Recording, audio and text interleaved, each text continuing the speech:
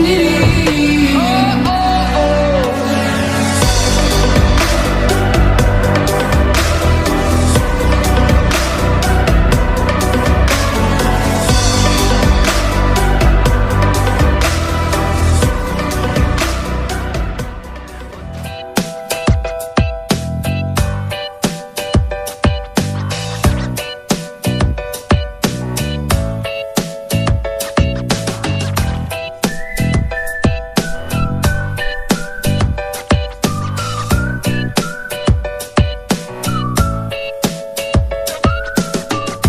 Assalamualaikum warahmatullahi wabarakatuh. Kembali lagi bersama kami kelompok 4 dalam video filsafat pendidikan matematika. Nah, kali ini kami akan membahas materi tentang hakikat matematika.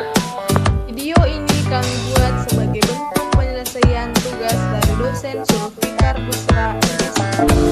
Baik, saya Muhammad Awal Afransyah. Di sini saya akan memandu presentasi pada kesempatan kali ini. Tapi sebelum itu, izinkanlah kami memperkenalkan diri terlebih dahulu. Nah, saya sendiri Muhammad Awal Afransyah selaku ketua kelompok dengan NIM 1906047.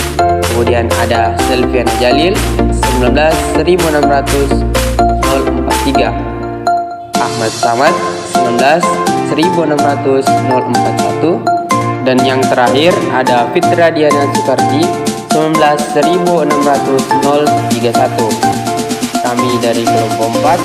Inilah dia video presentasi kami.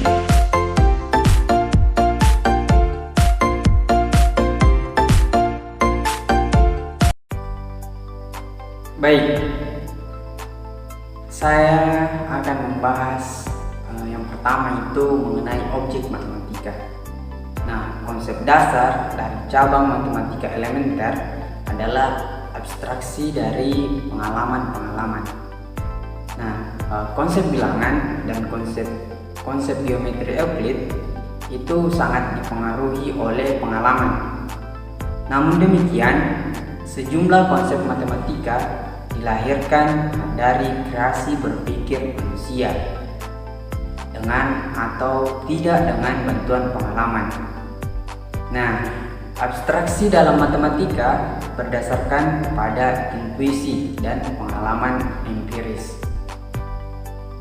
Konsep lingkaran dapat diperoleh dari pengamatan berbagai benda konkret, contohnya seperti roda, piring, mata uang, tutup pembuka ember, dan tutup permukaan sumur. Itu masing-masing benda tersebut memiliki berbagai sifat dan ciri-ciri. Nah, salah satu ciri-cirinya yang terkait pada benda-benda tersebut adalah bentuknya. Nah, apabila yang diperhatikan hanyalah bentuknya dan mengabaikan sifat-sifatnya seperti tebalnya, besar, warna, dan bahannya, maka itu terbentuklah konsep lingkaran. Nah, bilangan asli dapat dijelaskan sebagai hasil proses abstraksi benda-benda konkret. Nah, manusia ini sesungguhnya adalah benda konkret. Foto manusia merupakan gambar manusia yang sudah berkurang tingkat kekonkretannya. Apabila tingkat kekonkretan diturunkan dan tingkat keabstraknya itu ditingkatkan, maka dapat diperoleh gambar sketsa dan akhirnya akan menjadi angka. Nah, selain melalui proses abstraksi, objek matematika juga dibangun melalui idealisasi dan generalisasi. Nah, di dunia nyata ini tidak ada permukaan yang betul-betul atau benar-benar datar. Permukaan meja porselin saja yang kelihatan halus, licin, dan rata, tapi bagi binatang-binatang yang sangat kecil seperti bakteri atau amoeba akan terasa kasar, bahkan mungkin terasa berbukit-bukit.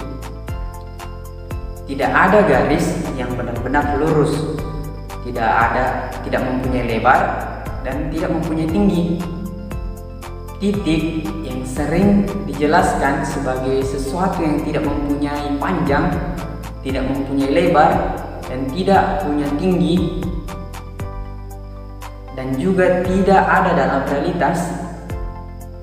Yang ada adalah nokta. Nah, nokta punya panjang dan lebar. Bahkan kalau diamati dengan teliti, dia juga memiliki tebal dan tinggi. Generalisasi dalam matematika ada yang memberikan makna sama dengan abstraksi. Ada juga yang memberikan makna yang mengandung pengertian secara empiris maupun matematis. Dari memperluas konsep atau proses penemuan dalam matematika. Geometri non-Euclid dapat dipandang sebagai hasil generalisasi dalam pengertian ini. Nah, generalisasi juga dapat dimaknai sebagai produk. Nah, produk generalisasi adalah pernyataan yang dapat atau yang dalam matematika itu berupa teorema. Jadi, konsep adalah produk dari proses abstraksi, sedangkan teorema adalah produk dari proses generalisasi. Sebenarnya antara abstraksi dan generalisasi dapat dibedakan berkaitan dengan semesta pembicaraan. Proses abstraksi tidak memperluas semesta pembicaraan, sedangkan generalisasi itu memperluas semesta pembicaraan. Konsep-konsep tentang bilangan negatif dan bilangan rasional tidak diperoleh dari pengalaman melalui proses abstraksi, tapi dibangun oleh kreativitas manusia. Konsep, fungsi, dan konsep-konsep pada aljabar abstrak adalah sebagai contoh konsep yang dibangun atas dominasi suatu kegiatan mental atau pikiran yang kreatif.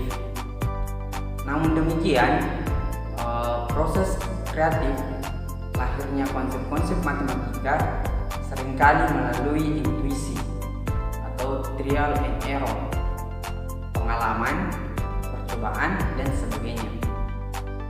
Proses ini dapat disebut proses generalisasi dalam artian yang kedua. Para filsuf, aliran formalisme dan intuitionisme ini menyatakan bahwa matematika adalah hasil kreasi manusia.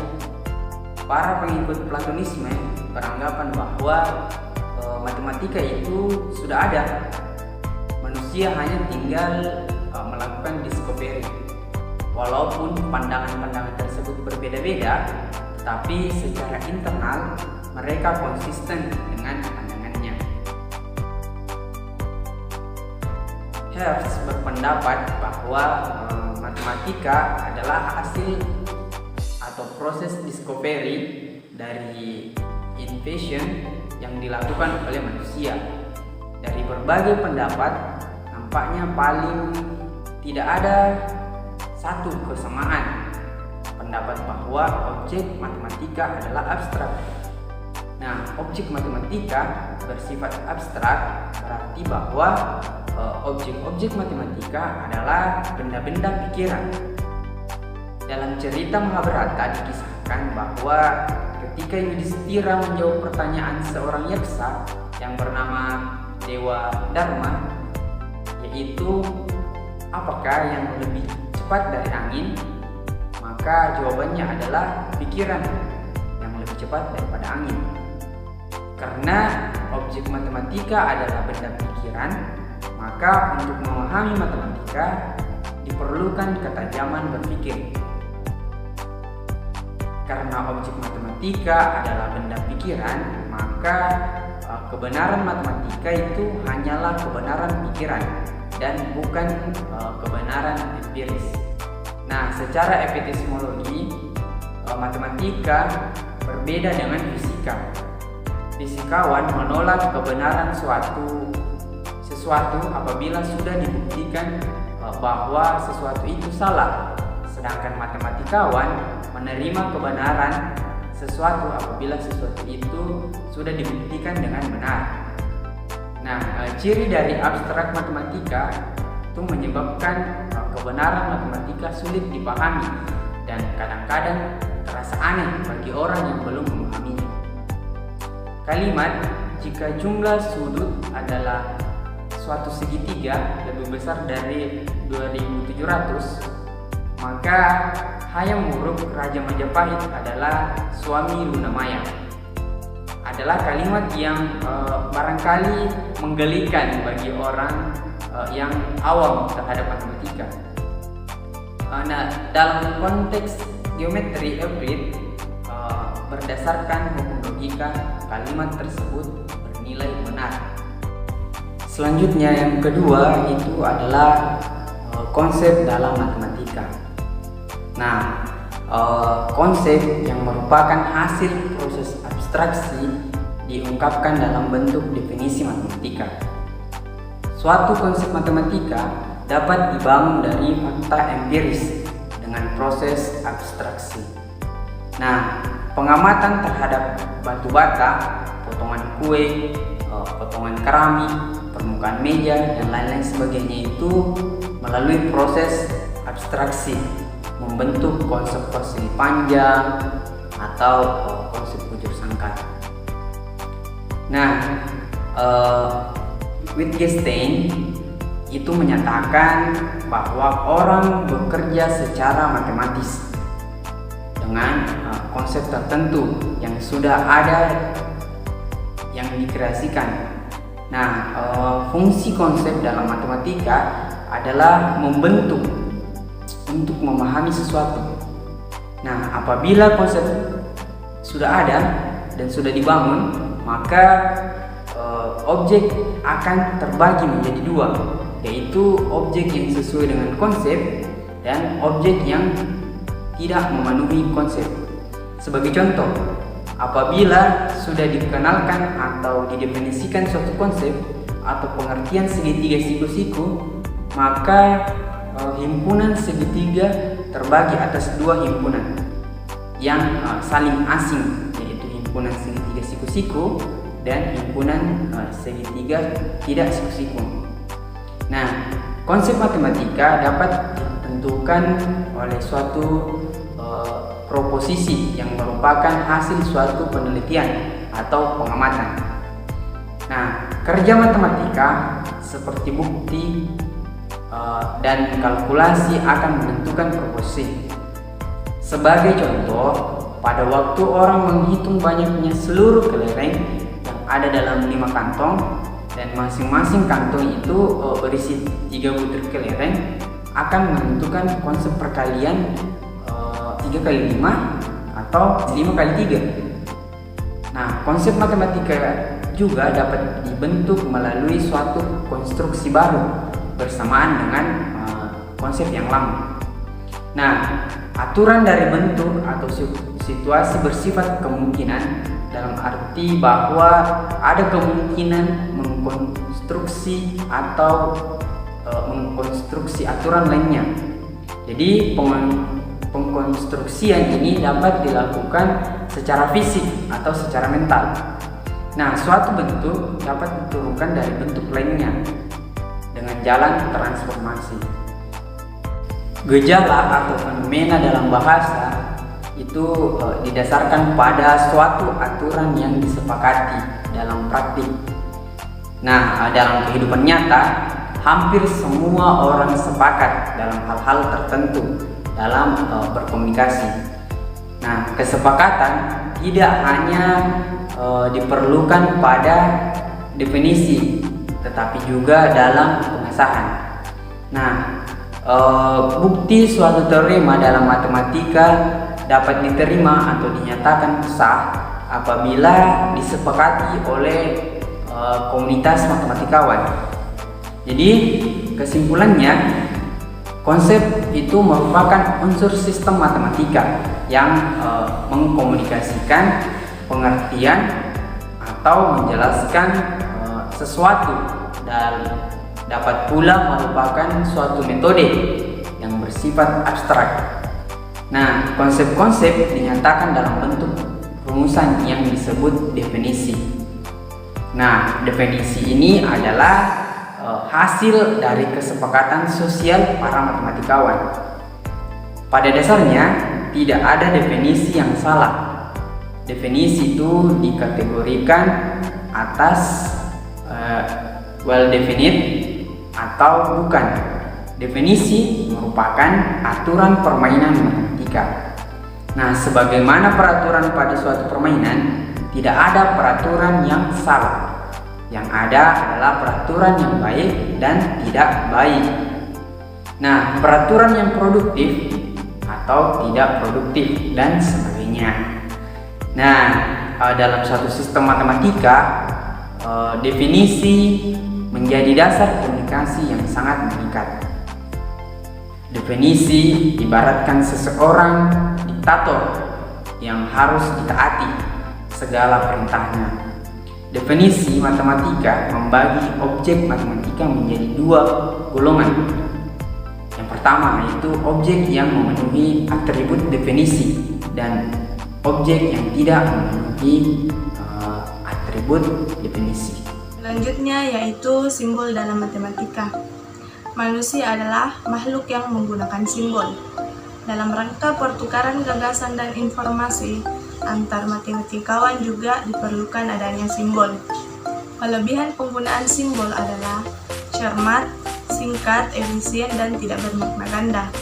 Satu simbol memuat 1000 gambar, sedangkan satu gambar memuat 1.000.000 kata, dan satu kata banyak makna. Dalam bahasa sehari-hari, sebuah kata merupakan tanda atau simbol yang merujuk sesuatu yang ada pada suatu tertentu. Apabila seseorang mendengar kata gajah, maka orang yang akan membayangkan binatang yang disebut orang gajah. Artinya, kata gajah ada untuk sebuah objek yang berupa binatang yang biasa disebut gajah. Ada berbagai cara untuk memberi simbol atau tanda kepada suatu objek. Ada yang secara natural dan ada juga yang melalui kesepakatan. Dalam matematika, simbol juga merupakan hasil kesepakatan yang ditetapkan. Mungkin dalam rangka untuk menghormati seorang matematikawan, misalnya dalil Pythagoras. Dalam rangka membedakan dengan sistem yang sudah ada, misalnya geometri non-euclid, berkaitan dengan singkatan, misalnya huruf Yunani yang padanannya itu adalah S. Sering digunakan untuk simbol operasi penjumlahan, yang hasilnya adalah jumlah yang dari kata sum. Penetapan simbol dapat secara bebas, misalnya sebuah persegi panjang yang mempresentasikan bentuk sepetak tanah dan diberi nama ABCD PQRS. Matematika merupakan sebuah bahasa simbol yang menyatakan suatu situasi atau suatu masalah beserta pemecahannya. Fungsi sistem simbolis dalam matematika adalah sebagai alat komunikasi. Peranan simbol dalam formula atau pernyataan dalam bidang logika, terlebih dalam logika modern maupun dalam matematika, sangat penting dan mendasar. Simbol menjadi sangat esensial dan sangat dibutuhkan dalam matematika dan logika. Karena penarikan kesimpulan dalam matematika melalui proses simbolisasi, maka tata permainan bahasa matematika juga dibentuk oleh simbol-simbol yang digunakan dalam matematika. Penggunaan simbol yang tanpa makna menjadi ciri akan keunggulan simbolisasi dalam matematika dan logika. Selanjutnya yaitu aksioma. Aksioma merupakan asumsi dasar tertentu dan merupakan pernyataan hubungan dasar di antara unsur pokok di dalam suatu sistem. Aksioma terdiri atas undefined trend atau konsep primitif dan relasi atau unsur-unsur. Aksioma adalah pernyataan yang kebenarannya tidak menuntut bukti atau self-evident, benar dengan sendirinya. Aksioma ditetapkan untuk suatu tujuan tertentu tanpa harus melihat realisasinya. Disusun bukan untuk mengekspresikan pengalaman, tetapi untuk mengekspresikan ketidakmungkinan untuk membayangkan sesuatu yang berbeda. Aksioma dibutuhkan karena penalaran deduktif memerlukan premis. Oleh karena itu, harus ditetapkan premis-premis utama yang bukan hasil penalaran deduktif. Pernyataan yang disepakati itu menjadi premis utama dalam suatu sistem matematika yang disebut dengan aksioma. Kebenaran aksioma dalam suatu sistem tidak menuntut bukti atau dianggap benar dengan sendirinya. Benar dengan sendirinya karena dianggap mudah dibayangkan dan tanpa proses mental yang khusus. Kebenaran rumusan aksioma kesejajaran tersebut adalah pernyataannya yang kebenarannya mudah diterima tanpa melalui proses mental khusus. Tidak setiap pernyataan yang dianggap benar atau terbukti sendiri adalah suatu aksioma. Suatu pernyataan dapat ditetapkan sebagai aksioma apabila dapat digunakan untuk tujuan tertentu tanpa harus melihat realisasinya. Aksioma kesejajaran Hilbert adalah modifikasi dari aksioma. Kesejajaran Euclides dirumuskan dalam rangka agar supaya bukti-bukti dalam geometri lebih teliti. Lobachevsky menyusun postulat yang berbeda dan nampak berlawanan dengan aksioma yang dirumuskan oleh Euclides. Geometri yang menetapkan aksioma paralel dari Lobachevsky berkembang menjadi geometri hiperbolik. Sedangkan yang dikembangkan berdasarkan aksioma paralel Riemann menjadi geometri eliptik. Menurut Gauss, geometri hiperbolik adalah sistem geometri yang konsisten. Berdasarkan pendapat Gauss, antara aksioma kesejajaran, geometri Euclides dan geometri hiperbolik adalah independen. Ini berarti bahwa jika geometri Euclides konsisten maka geometri hiperbolik juga konsisten. Dan dengan demikian geometri eliptik juga akan konsisten. Nah, pandangan Wittgenstein bahwa aksioma terdiri atas indefinite element dan relasi antar unsur yang berupa indefinite element. Aksioma yang telah ditetapkan dalam suatu sistem matematika menentukan struktur matematika. Dengan demikian, aksioma sebagai dasar dalam pengembangan matematika. Konsep epistemologi matematika adalah teori Euclidean. Berarti bahwa matematika bertumpu pada konsep logika self-evidency. Aksioma menjadi titik awal suatu penalaran dalam matematika. Nah, selanjutnya yaitu tata permainan bahasa matematika, di mana konsep tata permainan bahasa oleh Wittgenstein dikenalkan dalam philosophical investigation melalui cerita imajinasi tentang tukang batu dengan tukang pembantu dalam melakukan pekerjaan. Komunikasi antar tukang batu dan pembantu tukang adalah komunikasi dengan bahasa yang sederhana, hanya menyebut nama-nama blok, pilar, papan, dan juga tiang, tanpa kata-kata yang lain. Tukang batu menyebut kata-kata dan pembantu tukang membawa batu yang ia ketahui untuk membawa sebagaimana yang disebutkan oleh tukang batu. Mereka saling memahami komunikasi itu, seperti memahami bahasa sederhana atau bahasa primitif yang lengkap. Praktik bahasa dalam kehidupan sehari-hari dilakukan secara singkat dan sederhana. Seperti itu merupakan suatu contoh tata permainan bahasa yang dalam hal ini adalah bahasa primitif. Bahasa primitif juga dapat dipandang sebagai suatu tata permainan bahasa. Proses pemberian nama batu dan mengulang kata-kata mengikuti orang lain juga dapat disebut dengan New Game. New Game merupakan bahasa yang utuh yang memuat bahasa dan kegiatan yang saling menjalin. Istilah tata permainan bahasa mempunyai beberapa makna, yaitu permainan bahasa merujuk kepada model primitif dari bahasa, pendukung bahasa praktek yang cocok bagi anak untuk belajar, dan sesuatu bahasa yang utuh seperti bahasa Inggris dan bahasa Jerman. Konsep tata permainan bahasa didasarkan atas dua analogi. Yang pertama, aturan suatu bahasa adalah analog dengan aturan suatu permainan. Memberi makna pada sesuatu dalam bahasa adalah analogi itu untuk membuat perubahan permainan. Sedangkan yang kedua, analogi antar bahasa dan permainan memberi fakta bahwa hanya dalam berbagai macam bentuk kegiatan manusia, suatu kata itu mempunyai makna. Bahasa memang suatu permainan, tetapi bukan hanya sekedar permainan. Tata permainan bahasa merujuk kepada model bahasa primitif untuk menjelaskan kerja bahasa secara umum.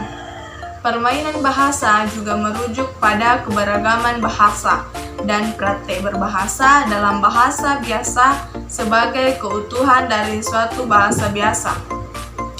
Suatu hal merupakan suatu tata permainan bahasa apabila mempunyai kemiripan dengan suatu permainan. Orang dapat memainkan suatu permainan tanpa harus mengetahui secara tepat apa sebenarnya permainan itu. Menurut penafsiran Wittgenstein, matematika adalah keluarga jalinan permainan bahasa yang biasa disebut dengan matematika. Matematika membentuk tata permainan bahasa ketika orang melakukan pembuktian atau menyusun bukti. Tidak ada esensi yang dapat ditemukan dalam konsep bukti. Konsep bukti adalah keluarga dari konsep yang serupa, dan oleh karena itu setiap bukti baru dapat dikatakan menambah makna bukti. Banyak bukti yang digunakan dalam matematika nampak serupa dengan kebanyakan bahasa yang digunakan dalam kehidupan sehari-hari. Matematika terdiri atas berbagai macam teknik-teknik pembuktian, dan teknik pembuktian itu didasarkan pada penerapan, kebutuhan, dan juga kepentingan. Objek matematika seperti persamaan dan fungsi tidak lekat dengan apapun. Objek matematika mengambil makna dari aturan yang dikenakan padanya dan berdasarkan pada penggunaannya. Dan hakikat matematika adalah keseluruhan dari kalkulasi. Kalkulasi dalam matematika merupakan suatu prosedur tertentu untuk memanipulasi objek matematika seperti memperoleh suatu persamaan baru dengan cara menurunkan melalui aturan tertentu yang sah dari persamaan yang lain. Aturan tertentu itu antara lain berupa sifat-sifat operasi dan relasi. Hakikat matematika terdiri atas teknik yang berbeda. Dalam kalkulasi bukan kumpulan dari proposisi yang benar. Teorema tidak memberi penjelasan kepada dirinya sendiri, tidak dapat dipahami hanya dengan membaca redaksinya, dan hanya dapat dipahami melalui pemahaman terhadap buktinya. Sedangkan esensi dari proposisi matematika yang benar itu terdapat pada bukti. Hubungan proposisi matematika dengan bukti seperti permukaan tubuh dengan tubuh itu sendiri. Proposisi matematika menjadi bagian dari sistem bukti matematika dengan aturan yang mengatur penggunaan proposisi dalam bukti.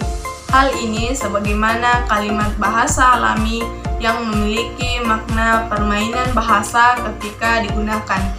Hubungan yang erat antara bukti dan matematik dan proposisi matematik menggambarkan aspek penting dalam kata permainan bahasa yang disebut dengan matematika.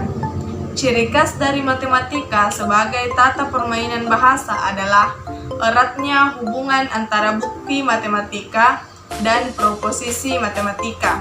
Baik, saya akan melanjutkan materi dari teman saya yaitu Selviana Jalil, di mana di sini saya akan membahas 3 sebab. Yang pertama, bukti dalam matematika. Menurut Hess pada tahun 1997, Pembuktian matematika memiliki dua makna, yaitu makna praktis dan makna teoritis, di mana makna teoritis bersifat formal yang merupakan transformasi dari sederetan simbol tertentu yang berupa pernyataan formal dan mengikuti aturan logika atau aturan inferensi seperti modus tollens, modus ponens, dan sebagainya. Setiap langkah pembuktian merupakan suatu logika deduksi yang ketat. Nah, di mana pembuktian dalam arti teoritis menjadi pembuktian yang bersifat formal dan ideal. Selanjutnya, bukti dalam matematika itu terbagi menjadi beberapa bagian. Yang pertama adalah bukti dan kepastian matematis, yang dimana suatu sistem matematika mengandung unsur yang berupa kalimat-kalimat atau proposisi-proposisi yang memuat konsep. Konsep dituangkan dalam definisi, aksioma, dan teorema, di mana teorema dalam matematika merupakan pernyataan matematis yang bersifat umum dan jangkauan yang cukup luas. Peran bukti dalam matematika tidak dapat digantikan. Semua pernyataan matematika yang tidak ditetapkan sebagai suatu aksioma hanya dapat diterima kebenarannya dengan bukti.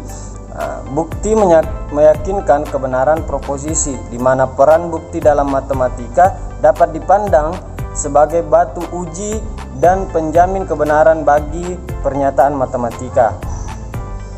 Jika dikatakan bahwa bukti memberi kepastian matematis, maka bukti harus dengan mudah dan jelas untuk dilihat dan dimengerti, di mana bersifat tegas dalam arti didasarkan atas konsep, pengertian, atau proposisi-proposisi yang telah dijamin kebenarannya.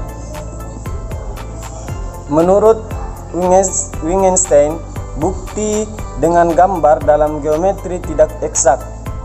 Pendapat Wittgenstein ini memperlihatkan bahwa pengamatan yang dimaksudkannya bukan pengamatan indrawati semata, di mana bukti dalam matematika itu bersifat logis dan mempunyai suatu yang khas, ketegasan mutlak, diturunkan dari ketentuan dalam logika dari hukum yang mendasar dan hukum-hukum penarikan kesimpulan. Yang kedua yaitu bukti dan proposisi. Hakikat matematika terdiri dari teknik-teknik berbeda, dari kalkulasi, dari suatu tubuh, dari proposisi-proposisi yang benar. Ini menurut pendapat Wittgenstein pada tahun 1978, yang dimana teorema bukan sebagai self-explanatory atau tidak dapat dipakai untuk menjelaskan dirinya sendiri. Teorema harus dibuktikan dan proposisi-proposisi harus dikonstruksi. Apa yang dikatakan proposisi matematika adalah selalu apa-apa yang oleh bukti dibuktikan. Ini menurut Gavewet pada tahun 1998. Agar suatu proposisi matematika menjadi bermakna, maka proposisi matematika harus menjadi bagian dari suatu sistem bukti matematika dengan aturan yang digunakan dalam sistem ini. Apabila suatu proposisi tidak memiliki bukti, maka tidak boleh atau tidak benar. Proposisi itu disebut suatu proposisi, di mana bukti matematika suatu proposisi berupa serangkaian proposisi yang dihubungkan dengan pengertian, aksioma, aturan, atau proposisi yang telah dibuktikan dengan hukum-hukum penarikan yang bersifat logis. Bukti termuat pada latar belakang dari proposisi yang terkait dengan pembuktian. Mana pembuktian ini memuat prosedur yang menurunkan suatu proposisi dari proposisi yang lain. Rangkaian proposisi pada pembuktian mungkin juga memuat pembuktian terhadap proposisi yang berada dalam rangkaian pembuktian itu, di mana setiap bukti suatu proposisi dapat memunculkan aturan atau pengertian baru. Oleh karena itu, bukti menjadi pendorong pesatnya perkembangan matematika. Nah, selanjutnya ada bukti dan konsep. Ini yang ketiga. Adanya hubungan antara bukti dan konsep matematika menyebabkan berkembangnya sistem matematika. Langkah-langkah pembuktian adalah juga suatu konsep, sebab suatu bukti tertentu memungkinkan orang untuk membentuk suatu pengesahan baru. Nah, adanya bukti atau langkah ini, maka di dalam matematika sangat mendukung pengembangannya sistem matematika, dan setiap bukti dari suatu proposisi yang sudah dibuktikan merupakan suatu sumbangan kepada matematika. Yang keempat, bukti dan aturan. Nah, di mana teorema baru yang telah dibuktikan dapat memberikan aturan baru yang dalam suatu sistem matematika dapat diibaratkan seperti meloncat dari satu lantai ke lantai di atasnya tanpa melalui anak tangga. Nah, ini menurut pendapat Hardy Suyitno pada tahun 2008. Pengertian aksioma bahwa aksioma terdiri atas indefinite elemen dan relasi-relasi antar unsur-unsur itu akan menentukan suatu struktur yang menghasilkan teorema, dan ini berarti menemukan sifat-sifat struktur dan selanjutnya terbentuk struktur baru. Nah, dalam aljabar, suatu sistem aljabar yang strukturnya memenuhi syarat ring komutatif dan dalam sistem itu memiliki suatu unit, maka sistem aljabar itu disebut ring dengan unit, di mana ring dengan pembagi dapat didefinisikan dengan suatu kalimat. Nah, selanjutnya yang kelima, bukti dengan reductio ad absurdum. Nah, di mana bukti deduktif dalam matematika ada berbagai macam tipe-tipe yang dapat dikelompokkan atas dua kelompok, yaitu pembuktian secara langsung dan cara kontradiksi. Di mana pembuktian cara langsung meliputi modus ponens, transitivitas, modus tollens, deduction, teorem, dan contraposition, serta beberapa yang lainnya. Sedangkan bukti dengan kontradiksi meliputi bukti dengan contoh kontra dan bukti secara tak langsung. Nah, ini menurut Bell pada tahun 1981. Reductio ad absurdum atau bukti kemustahilan ini adalah suatu cara pembuktian dengan cara tak langsung. Nah, di mana inti penalaran reduksi absurdum adalah akan membuktikan bahwa proposisi-proposisi benar dengan mengambil langkah pertama yang menganggap negasi B yaitu adalah proposisi yang benar. Nah, yang langkah kedua, menurunkan suatu kontradiksi berdasarkan anggapan bahwa B ini adalah benar. Nah, karena anggapan yang telah ditetapkan menghasilkan kontradiksi dan kontradiksi adalah tidak masuk akal, maka kemungkinan besar bahwa dikatakan negasi P ini benar ditolak. Yang keenam, yaitu bukti dan eksperimen. Nah, hubungan erat antara bukti matematika dengan proposisi matematika menggambarkan suatu aspek penting dari tata permainan bahasa yang disebut matematika. Bukti matematika yang digunakan untuk menjamin kebenaran proposisi matematika tidak dilakukan dengan materi empirik, tetapi dengan aturan gramatik. Proposisi matematika yang telah terbukti seringkali menunjukkan suatu realitas di luar proposisi itu sendiri, yang dimana proposisi-proposisi matematika berperan dalam tata permainan bahasa matematika. Peran proposisi matematika dalam tata permainan bahasa matematika menjadi tumpuan matematika, di mana bukti matematika membentuk suatu relasi antar internal dalam matematika yang dapat menghilangkan keraguan terhadap proposisi-proposisi matematika. Bukti dalam matematika berangkat dari sejumlah proposisi dan dengan penalaran logis menghasilkan suatu proposisi yang benar tanpa melalui langkah-langkah eksperimen. Kebenaran proposisi diturunkan dari proposisi-proposisi yang lain semata-mata dengan penalaran yang logis. Nah, itulah beberapa bukti yang ada dalam matematika. Selanjutnya kita masuk pada materi yang ketujuh, yaitu kesepakatan dalam matematika, yang dimana menurut Wittgenstein pada tahun 1978, matematika adalah suatu permainan bahasa dan fenomena bahasa berdasarkan pada aturan dan kesepakatan. Sebagaimana bahasa matematika juga merupakan alat komunikasi.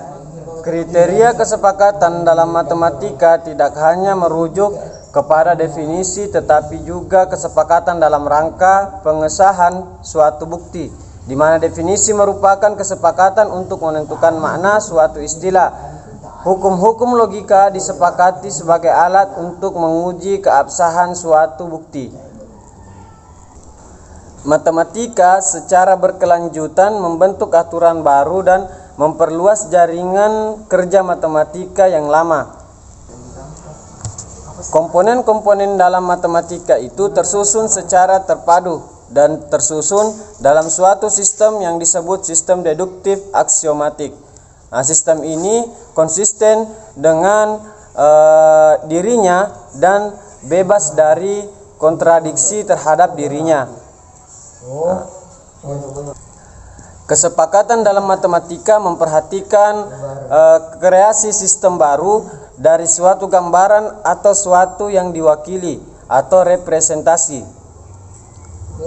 di mana bentuk matematika dari suatu representasi memberikan standar-standar representasi dalam deskripsi tentang dunia, yang dimana pengembangan matematika oleh para matematikawan didorong kebutuhan praktis, kebutuhan estetis, dan yang lain dengan berbagai cara. Pengembangan matematika juga bebas sejauh tidak ada dalam realitas yang memaksa untuk membangun matematika seperti yang sudah. Menurut pendapat Wittgenstein, matematika dibangun dengan kesepakatan sebagai lawan dari tautologi. Ini menurut pendapat Wrigley pada tahun 1980. Ia menolak konsep matematika sebagai tautologi dan menegaskan bahwa matematika dibangun dan dikembangkan berdasarkan kesepakatan. Selanjutnya, materi yang akan saya bahas ini, materi terakhir yang saya bahas di sini adalah mengenai tentang penarikan kesimpulan dalam matematika. Penarikan kesimpulan adalah penurunan dari suatu kalimat dari kalimat yang lain dengan mengikuti aturan. Ini menurut Wittgenstein pada tahun 1978, yang dimana penarikan kesimpulan merupakan suatu aplikasi dari pemikiran yang mengikuti aturan dan merupakan transformasi dari suatu ungkapan menurut suatu tata permainan bahasa dan jalan yang benar untuk pembentukan transformasi yang didasarkan pada kesepakatan atau kegunaan teori. Rule following juga diterapkan dalam matematika praktik. Jika seseorang mengetahui makna aturan, maka ia akan mengenal bagaimana cara penggunaannya. Makna dan penggunaan yang berarti memahami aturan adalah termasuk sudah memiliki kemampuan menggunakan aturan pada praktik matematika. Jika aturan yang diikuti hanya merupakan prasyarat untuk praktik matematika, maka mesin dapat mengembangkan matematika seperti manusia yang mengembangkan matematika. Matematika terlihat dalam praktik manusia berarti bahwa aturan yang dipelajari dan yang diikuti dalam matematika adalah bukan jenis aturan yang dapat diterapkan tanpa berpikir, yang dimana mesin dapat bekerja dengan aturan jika mereka diprogram untuk bekerja seperti itu, tetapi mesin tak dapat membentuk rumus suatu perhitungan. Seperti halnya mesin tidak dapat atau tak mampu menentukan sah dan tidaknya suatu penalaran, yang hanya mungkin untuk suatu kreativitas bagi siapa yang dapat menyusun tujuan yang akan dicapai. Nah, dari sini dapat disimpulkan bahwa matematika berdasarkan pada konsepsi pentaatan aturan dan penarikan kesimpulan dapat dipandang sebagai pelaksanaan aturan. Materi selanjutnya yaitu sifat matematika. Matematika murni semata-mata terdiri atas deduksi-deduksi dengan prinsip-prinsip logika dan merupakan logika ini sebagai kumpulan pernyataan yang berbentuk P menurut Ki. Nah, dengan P dan Q ini adalah simbol-simbol yang tak bermakna. Nah, semua konsep matematika dapat diturunkan dari konsep-konsep logika melalui definisi eksplisit dan teorema dalam matematika. Nah, teorema dalam matematika ini dapat diturunkan dari aksioma-aksioma logika hanya dengan dedukasi logis. Nah, matematika ini selalu berkaitan dengan justifikasi. Hilbert atau tokoh aliran formalisme ini berpendapat bahwa matematika adalah suatu permainan yang dimainkan dengan simbol-simbol yang ditetapkan secara sebarang atau berdasarkan aturan yang dapat ditetapkan secara sembarang.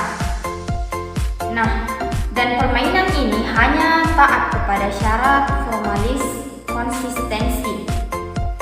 Menurut Hilbert, struktur matematika diformulasikan dengan simbol-simbol dan logika mengonstruksi himpunan aksioma. Nah, dengan demikian apabila matematika dipandang sebagai suatu permainan, maka orang yang memahami matematika harus mengetahui, memahami, dan mentaati aturan permainan yang ada dalam matematika. Nah, konsep epistemologis matematika ini yang meletakkan aksioma-aksioma di puncak sistem. Menurut Wittgenstein, semua pernyataan matematika harus taat terhadap aksioma. Proses pembentukan suatu sistem formal matematika diawali dengan menetapkan aksioma-aksioma dan aturan-aturan derivasi. Nah, pernyataan-pernyataan dalam suatu sistem matematika harus koheren antara satu pernyataan dengan pernyataan lainnya. Teorema adalah suatu pernyataan yang diturunkan dari pernyataan-pernyataan yang sebelumnya telah diterima kebenarannya. Teorema ini merupakan suatu informasi matematika yang dituangkan sebagai suatu prinsip. Nah, kadang-kadang teorema itu dinyatakan dalam bentuk rumus atau formula. Teorema matematika ini merupakan hasil penarikan deduktif dari suatu himpunan aksioma. Oleh karena itu, kebenaran teorema harus dibuktikan secara deduktif. Bukti dalam matematika merupakan rangkaian argumen deduktif yang masing-masing memuat premis dan konklusi. Eratnya hubungan antara teorema dan bukti teorema merupakan ciri gramatik matematika. Orang dikatakan memahami suatu teorema apabila ia juga memahami buktinya. Teorema dalam matematika ini berguna untuk membuat eksplorasi deduktif dan melahirkan pengetahuan baru. Teorema sering kali berfungsi sebagai alat pemecahan masalah. Masalah yang sulit dipecahkan dengan langsung melalui aksioma atau definisi. Teorema yang telah dibuktikan itu menjadi alat yang efektif dan efisien untuk menyusun bukti matematik dan memecahkan problem-problem atau permasalahan-permasalahan matematika yang lain. Klein menyatakan bahwa matematika merupakan cara berpikir postulasional, artinya berpikir berlandaskan postulat atau aksioma. Metode matematika melalui proses penetapan definisi suatu konsep selanjutnya, yaitu konsep-konsep yang telah didefinisikan menjadi dasar dalam penalaran. konklusi diturunkan dari sejumlah definisi dan aksioma dengan menggunakan logika yang teliti dan tepat. Metode matematika ini disebut juga dengan metode aksiomatik atau hipotetik deduktif. Sehingga sering dikatakan bahwa matematika bersifat deduktif aksiomatik. Sifat deduktif aksiomatik ini sejalan dengan pendapat Ernest bahwa matematika bersifat formal dan rasional. Matematika ini adalah suatu sistem konseptual yang diorganisir secara logis. Sekali objek matematika diterima dalam suatu sistem, maka objek itu akan dapat diterima sebagai suatu komponen dalam struktur global. Objek matematika tersebut dapat diperlakukan sebagai suatu keutuhan untuk mengkreasi objek matematika yang baru dan memperluas matematika sebagai alat sekaligus memperkenalkan pembatasan baru dalam bahasa dan kerja matematika. Selanjutnya yaitu kebenaran matematika. Matematika merupakan kumpulan dari tata permainan bahasa dan kebenaran, kesalahan, dan bukti tergantung pada penerimaan atas aturan kesepakatan bahasa. Menurut Wittgenstein, matematika merupakan suatu bahasa dan memenuhi sejumlah aturan sebagaimana suatu permainan yang terdiri sejumlah sistem yang konsisten. Definisi dan aksioma sebagai aturan main yang ditetapkan dan didasarkan pada berbagai penerapan dan kebutuhan atau kepentingan. Dan kebenarannya itu merupakan hasil kesepakatan sosial para matematikawan. Kebenaran matematika berdasarkan atas kesepakatan bahasa atau dengan perkataan lain, bahasa dan aturan yang disepakati merupakan kunci untuk menegaskan dan mengesahkan kebenaran matematika. Singkatnya yaitu kebenaran matematika bertumpu pada kesepakatan. Nah, berdasarkan sifat postulasional matematika, kebenaran matematika itu termasuk jenis kebenaran koherensi. Kebenaran matematika bukanlah kebenaran yang bersifat pasti, tetapi kebenaran yang termasuk kebenaran koherensi yang bersifat relatif dan bertumpu pada kesepakatan.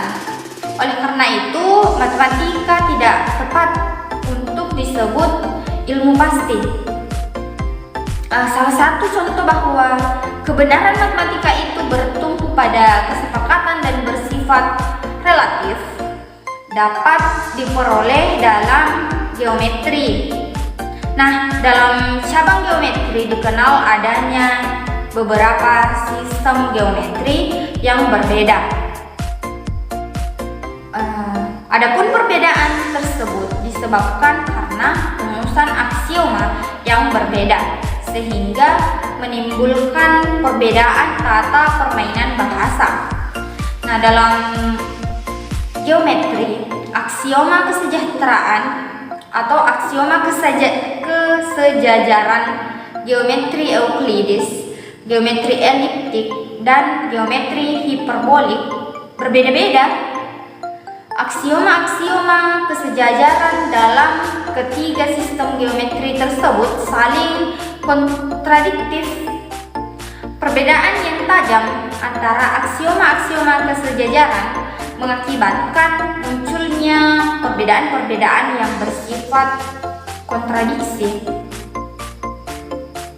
Pada teorema-teorema yang merupakan hasil deduktif dalam masing-masing sistem geometri, menurut Gauss, geometri hiperbolik dan geometri eliptik adalah sistem-sistem geometri yang konsisten. Ia menyatakan bahwa semua usaha saya untuk mengungkapkan suatu kontradiksi dan suatu inkonsistensi dalam geometri non-Euclides tidak berhasil. Nah, berdasarkan pendapat Gauss ini, antara aksioma kesejajaran geometri Euclides dan geometri hiperbolik adalah independen. Ini berarti bahwa jika geometri Euclides konsisten, maka geometri non-Euclides juga konsisten. Matematikawan Edward Kastner dan James Newman menyatakan bahwa geometri non-Euclides membuktikan bahwa matematika hanya dibatasi oleh hukum-hukum pikiran. Ini berarti bahwa matematika tidak terkekang oleh hasil pengamatan, dogma atau yang lainnya. Geometri hiperbolik digunakan oleh Einstein dalam teori relativitas sebagai aplikasi sistem matematika alternatif dengan aturan grammar tertentu untuk mendeskripsikan gejala-gejala. Nah, konsep-konsep dalam geometri Euclides ini dibangun atas dominasi pengaruh pengalaman empiris manusia, sedangkan konsep-konsep dalam geometri non-Euclides dibangun atas pengaruh kegiatan mental matematikawan. Nah, berdasarkan pada pendapat bahwa objek dan jenis proposisi serta cara pembuktian kebenaran matematika itu bersifat analitik, maka matematika bersifat formal tanpa konten. Sifat-sifat analitik formal dan tanpa konten menjadikan matematika dapat merasuk ke dalam setiap bidang keilmuan, bahkan kepada setiap realitas dunia. Semua masalah yang ada dalam realitas dunia dapat disusun model matematikanya, tetapi tidak dengan sebaliknya. Kalimat terakhir ini dapat dibandingkan dengan humor 7.20. Oleh karena itu, matematika merupakan sarana berpikir ilmiah dan juga sarana untuk memecahkan suatu masalah yang ada dalam realitas dunia. Karena matematika secara formal dapat berkembang tanpa membutuhkan realitas dunia termasuk ilmu yang lain, maka pernyataan bahwa matematika adalah ratu dan sekaligus pelayan dari semua ilmu adalah pernyataan yang tidak berlebihan. Materi yang terakhir yaitu matematika sebagai alat bagi pemecahan masalah. Pada tingkat pra-perguruan tinggi, matematika merupakan kegiatan penelusuran pola dan hubungan kreativitas kegiatan pemecahan masalah dan alat komunikasi.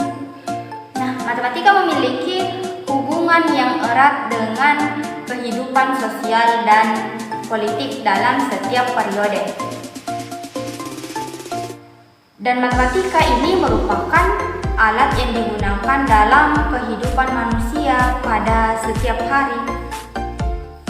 Nah, matematika ini adalah alat pikir, bahasa ilmu, tata cara pengetahuan, dan penyimpulan deduktif.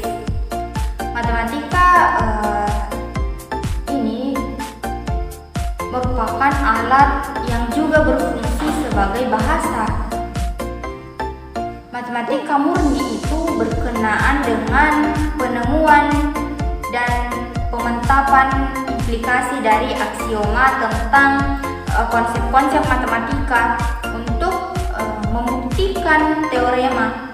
Sedangkan matematika terapan berkaitan dengan ide-ide dan problem-problem atau suatu masalah untuk penelitian berkenaan dengan alam atau dunia nyata.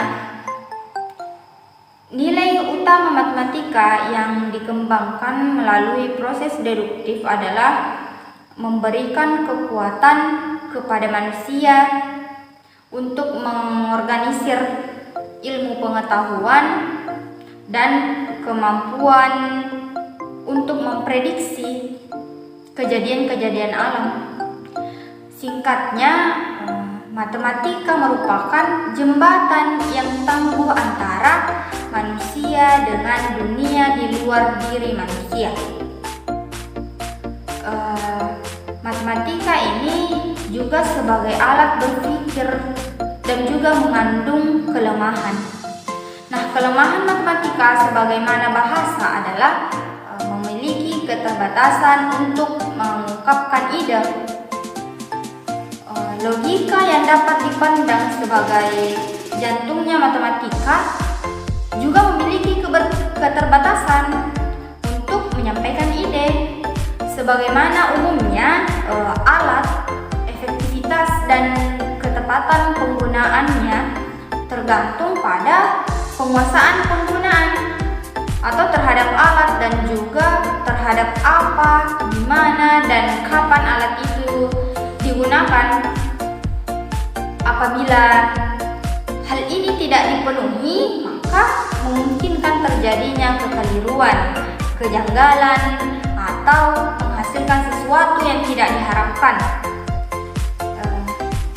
Penyemain Israel, orang yang 2 kali menjadi Perdana Menteri Inggris, mengatakan bahwa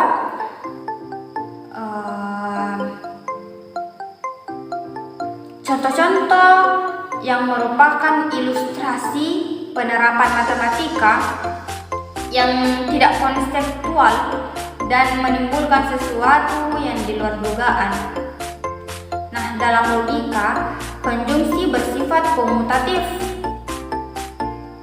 atau P dikali Q sama dengan Q dikali P. Nah, pernyataan Virginia ini menikah lalu melahirkan. Secara logika dapat ditulis Virginia ini menikah dan Virginia ini melahirkan. Nah, jika Virginia menikah, maka diberi simbol min P. Dan jika Virginia ini melahirkan, diberi simbol min Q. Maka Virginia menikah lalu melahirkan, diberikan simbol min P dikali Q. Karena konjungsi bersifat komutatif, maka P dikali Q sama dengan Q dikali P. Ini berarti bahwa Virginia menikah dan Virginia melahirkan. Nilai kebenarannya sama dengan Virginia melahirkan dan Virginia menikah.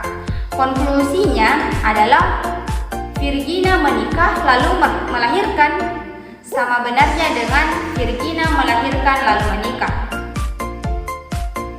Kata Simba, benar nih, orang benar itu membayani. Nah, anekdot dengan berjudul Siapa yang Benar pada Humor 7.2 memperlihatkan keterbatasan matematika. Baik, itulah tadi presentasi dari kelompok kami. Lebih dan kurangnya kami mohon maaf. Sekian dan terima kasih. Wassalamualaikum warahmatullahi wabarakatuh. We put the good in the good in the good life. We put the good in the good in the good life. We put the bad in the past, now we alright. Hey Lonnie, I got you. Yeah, and it's a feeling that I can't explain. How you make it in your team still stay the same. Stay down from the jump and they never change. Man, it's a moment I could never trade. Yeah, I told my moms not to stress no more. Go hit the Bentley store and no credit card debts no more. I bought the crib and it's an escrow now, so you don't never have to worry about how you gon' pay rent no more. I put my team in position, now they making a killing. Stacking blue faces straight to the ceiling. Out in Vegas, I'm with them, ordering bottles of the Ace when they send them. Till it ain't enough space up on the table to fit them. Go ahead and Raise